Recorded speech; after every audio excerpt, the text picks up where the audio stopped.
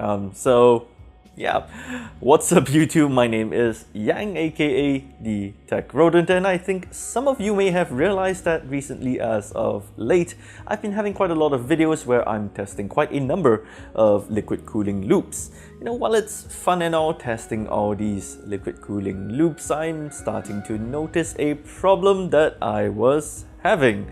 I was steadily running out of thermal paste to use for my tests. So normally I have this tube of Arctic Cooling MX-4 due to its size of 20 grams, rather low cost, and also thermal conductivity that is actually not all that bad.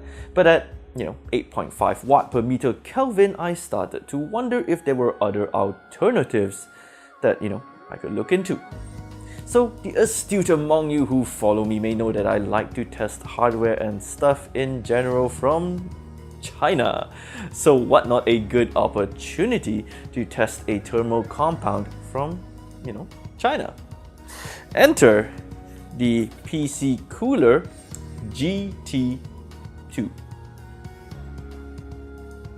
Oh, I forgot to mention that I got mine from Taobao, but you can also find this thermal paste on AliExpress for the price of 2040 USD for 8 grams, which by the way I got mine at a lower price of 1370 USD. Yeah, it may cost the same or more if you count gram for gram, but at least if the GT2's spec sheet is anything to go by, it performs better at 9.8 watts per meter Kelvin. It also touts that it has a long usage life, but that's kinda hard to test without running it for months.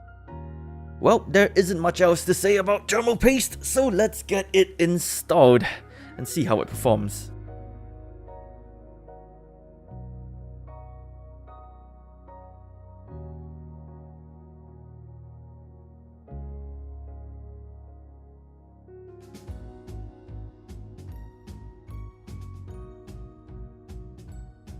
Alrighty then, results time. Of course, I obviously pitted this against the MX-4, but I also threw in the Cooler Master Gel Maker into the mix that sports a thermal conductivity rating of 11 watts per meter Kelvin.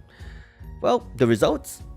Yeah, kinda surprising, but in a good way. It actually performed better than the MX-4, and of course, while still less than the Master Gel Maker, that still makes it perfectly in line with its rated thermal conductivity rating, which sits right in the middle as well. Short video, but conclusion time then.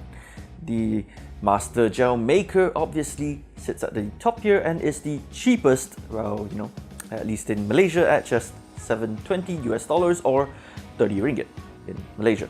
It also is the smallest tube at just 4 grams.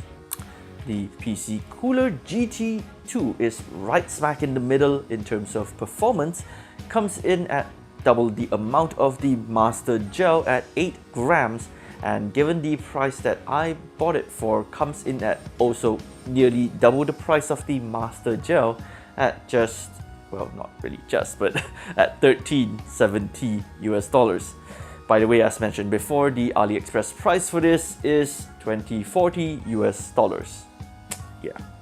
And finally, the Arctic MX-4. Now, despite being the worst, relatively comes in at the largest volume of 20 grams, and while it also cost 2040 in the States, I can readily get a tube at about 1860, making it the best in terms of value proposition, given that the delta from load is only about 2 Celsius, 2 degrees Celsius. So yeah, where am I going with this?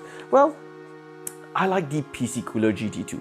I like it, but I do wish that it came in cheaper, as it doesn't really propose a very strong value proposition.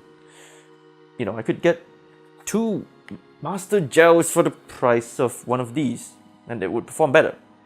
Maybe that, or they could have given more in the tube itself. Maybe. Anywho, that's it for this mini review. Give it a like if you liked it, subscribe to see more of my content, and share if you think it's interesting.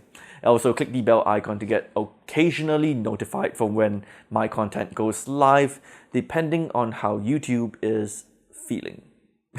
Anyway, My name is Yang aka Tech Rodent, signing off. Have a good day, everybody.